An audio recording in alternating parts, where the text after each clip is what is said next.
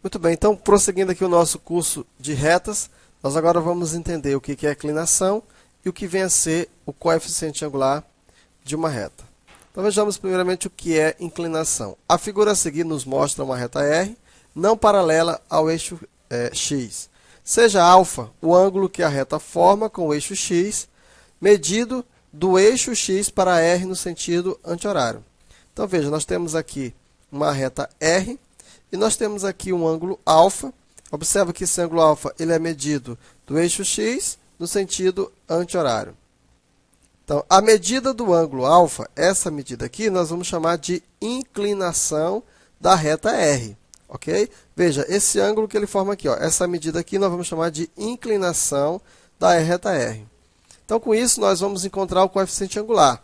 Denomina-se coeficiente angular ou declividade da reta R, o número real m, que expressa a tangente trigonométrica da inclinação α, ou seja, m é igual a tangente de α. Então, nós vimos a inclinação, a tangente daquele ângulo que forma a inclinação com o eixo x, nós vamos chamar de coeficiente angular ou declividade da reta. O coeficiente angular ele tem alguns valores, algumas posições. Então, se ele tiver entre 0 e 90 graus, ou seja, se α for maior do que 0 e menor do que 90 graus, então observa que no primeiro ele vai estar no primeiro quadrante. E no primeiro quadrante, nós sabemos que a tangente ela é maior do que 0. Logo, m também é maior do que 0. Observe. Então, nós estamos aqui no primeiro quadrante. Esse ângulo α vai estar no primeiro quadrante e a tangente no primeiro quadrante ela é positiva. Então, nesse caso, o m também é positivo, maior que 0. Agora, se o α for maior do que 90 e menor do que 180, a tangente de α é menor do que 0. Ou seja, o coeficiente angular também é menor do que 0. Isso porque, no segundo quadrante, a tangente ela é negativa, né? Então, veja, está aqui o ângulo α, nós estamos aqui formando. Esse ângulo aqui vai ser menor do que 0. Desculpa, a tangente desse ângulo aqui vai ser menor do que 0. Consequentemente, o coeficiente angular também vai ser menor do que 0. Agora, se α for igual a 90 graus, né, a tangente não é definida. Isso porque não existe a tangente de 90 graus. Como não existe a tangente de 90 graus, consequentemente, não vai existir um coeficiente angular ou uma declividade quando o α for 90 graus.